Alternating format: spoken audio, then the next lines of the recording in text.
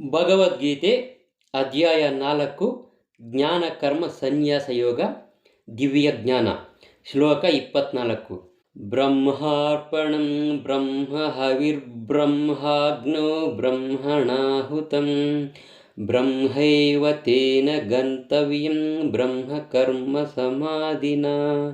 ಅನುವಾದ: ಕೃಷ್ಣ ಪ್ರಜ್ಞೆಯಲ್ಲಿ ಸಂಪೂರ್ಣವಾಗಿ ಮಗ್ನನಾದ ಮನುಷ್ಯನು ನಿಶ್ಚಯವಾಗಿಯೂ ಆ ಭಗವದ್ಧಾಮವನ್ನು ಸೇರುವನು, ಏಕೆಂದರೆ ಅವನು ಆಧ್ಯಾತ್ಮಿಕ ಕಾರ್ಯಗಳಿಗೆ ಸಂಪೂರ್ಣವಾಗಿ ಅರ್ಪಿತನಾಗಿರುತ್ತಾನೆ.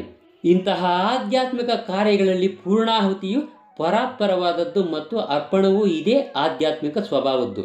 ಇದರ ಭಾವಾರ್ಥ: ಕೃಷ್ಣ ಪ್ರಜ್ಞೆಯಿಂದ ಕೂಡಿದ ಕಾರ್ಯ ಚಟುವಟಿಕೆಗಳು ಮನುಷ್ಯನನ್ನು ಕಡೆಗೆ ಹೇಗೆ ಆಧ್ಯಾತ್ಮಿಕ ಗುರಿಗೆ ಕೊಂಡೊಯ್ಯಬಹುದು ಎನ್ನುವುದನ್ನು ಇಲ್ಲಿ ವರ್ಣಿಸಲಾಗಿದೆ. ಕೃಷ್ಣ ಪ್ರಜ್ಞೆಯಲ್ಲಿ ಹಲವಾರು ಚಟುವಟಿಕೆಗಳಿವೆ, ಅವೆಲ್ಲವನ್ನು ಮುಂದಿನ ಶ್ಲೋಕಗಳಲ್ಲಿ ವರ್ಣಿಸಲಾಗಿದೆ. ಇಲ್ಲಿ ಕೃಷ್ಣ ಪ್ರಜ್ಞೆಯ ತತ್ವವನ್ನು ಮಾತ್ರ ವರ್ಣಿಸಿದೆ. ಭೌತಿಕ ಕಲ್ಮಶದಲ್ಲಿ ಸಿಕ್ಕಿಕೊಂಡಿರುವ ಬದ್ಧಾತ್ಮನು ಖಂಡಿತವಾಗಿಯೂ ಭೌತಿಕ ವಾತಾವರಣದಲ್ಲಿ ಕರ್ಮ ಮಾಡುತ್ತಾನೆ, ಆದರೂ ಆತನು ಇಂತಹ ಆವರಣದಿಂದ ಹೊರಬರಬೇಕಾಗಿದೆ. ಭೌತಿಕ ಆವರಣದಿಂದ ಬದ್ಧಾತ್ಮವು ಹೊರಬರುವ ಪ್ರಕ್ರಿಯೆಯೇ ಕೃಷ್ಣ ಪ್ರಜ್ಞೆ. ಉದಾಹರಣೆಗೆ, ಹಾಲಿನ ಉತ್ಪನ್ನಗಳನ್ನು ಹೆಚ್ಚಾಗಿ ಸೇವಿಸಿ ಅಜೀರ್ಣದಿಂದ ನರಳುತ್ತಿರುವ ರೋಗಿಗೆ ಹಾಲಿನ ಮತ್ತೊಂದು ಉತ್ಪನ್ನವಾದ ಮೊಸರಿನಿಂದ ಗುಣವಾಗುತ್ತದೆ. ಇಲ್ಲಿ ಗೀತೆಯು ಹೇಳುವಂತೆ ಐಹಿಕದಲ್ಲೇ ಮೈಮರೆತ ಬದ್ಧಾತ್ಮಕ್ಕೆ ಕೃಷ್ಣ ಪ್ರಜ್ಞೆಯಿಂದ ಗುಣವಾಗಬಹುದು. ಈ ಪ್ರಕ್ರಿಯೆಗೆ ಯಜ್ಞ ಎಂದು ಹೆಸರು. ಹೀಗೆಂದರೆ ವಿಷ್ಣು ಅಥವಾ ಕೃಷ್ಣನ ತೃಪ್ತಿಗಾಗಿಯೇ ಮಾಡುವ ಕಾರ್ಯಗಳು.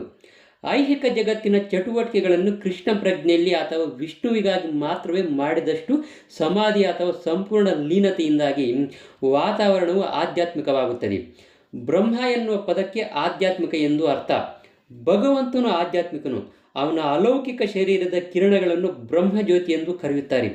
ಅಸ್ತಿತ್ವದಲ್ಲಿರುವುದೆಲ್ಲ ಬ್ರಹ್ಮಜ್ಯೋತಿಯಲ್ಲಿ ನೆಲೆಗೊಂಡಿದೆ. ಆದರೆ ಮಾಯೆ ಅಥವಾ ಇಂದ್ರಿಯಗಳ ತೃಪ್ತಿಯು ಆ ಜ್ಯೋತಿಯನ್ನು ಮುಸುಕಿದಾಗ ಅದಕ್ಕೆ ಐಹಿಕವೆಂದು ಹೆಸರು.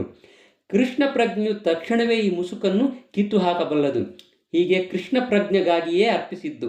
ಈ ಅರ್ಪಣೆಯನ್ನು ಆಹುತಿಯಾಗಿ ಸ್ವೀಕರಿಸುವ ಪ್ರತಿನಿಧಿ, ಆಹುತಿಗೊಳ್ಳುವ ಪ್ರಕ್ರಿಯೆ, ಅರ್ಪಿಸುವವನು, ಅದರ ಫಲ ಎಲ್ಲ ಸೇರಿ ಬ್ರಹ್ಮನ್ ಅಥವಾ ಪರಮಾತ್ಮ ಎನಿಸುತ್ತದೆ.